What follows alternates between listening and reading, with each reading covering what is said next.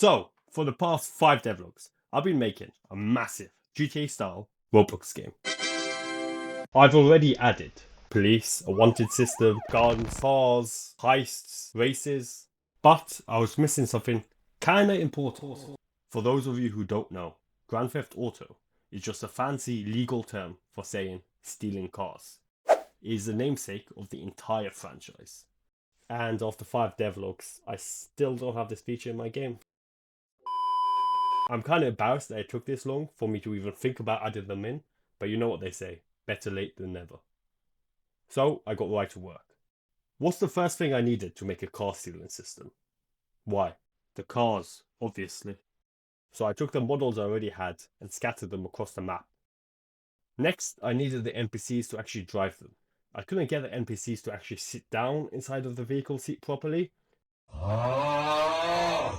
So I did some pretty dodgy engineering, and I welded the NPC to the seat and forced the sit animation. Next, I actually had to make them drive.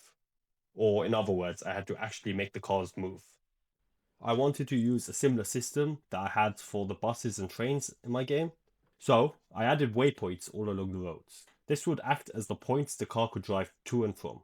Each point had a few different parameters. The first one to determine the next possible points the car could drive to and from, and the second one was determine the speed of the car at the waypoint.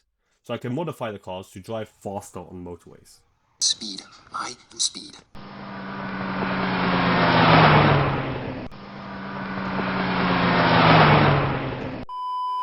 Then I experimented with different ways to make the cars move from waypoint to waypoint. One method involves turning the wheels with code, and it actually worked quite well, but unfortunately, it's a bit too demanding on the server, so I had to go with another method. Instead, I used body velocity and body orientation to move the car from point to point. It looked a bit worse, but it was a lot less demanding on the server. Sometimes you just have to pick your battles. And now, the cars move from waypoint to waypoint. And it looks pretty good. Yeah, boy!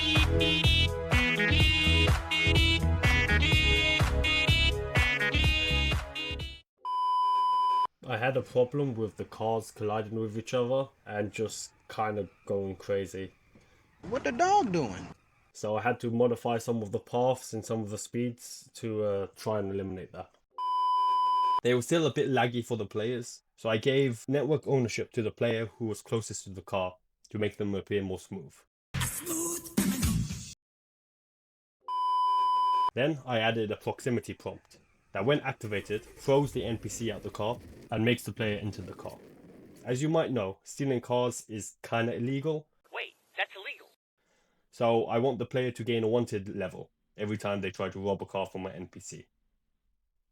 I also made the cars stop driving when an NPC is killed, because it doesn't make much sense for the cars to keep driving if the NPC is dead. So now there are 2 ways to steal a car from an NPC. You can throw him out the car, or you can kill him and force the car to stop and take it that way. Both are pretty illegal, but the first one is slightly less illegal, I guess. I prefer the first method though, because NPC lives matter. One of my subscribers suggested being able to sell these stolen cars at a garage. I really like that idea, so I coded the chop shop. If you lose the cops and make it to the garage, you can scrap the car for parts and get paid. So we only took 5 devlogs, but now you can finally Grand Theft and Auto in the game. Anyway, please subscribe to my channel, leave a comment, leave a thumbs up, all that good stuff. I'll hopefully see you in the next devlog. And remember, don't do anything illegal unless it's in my game.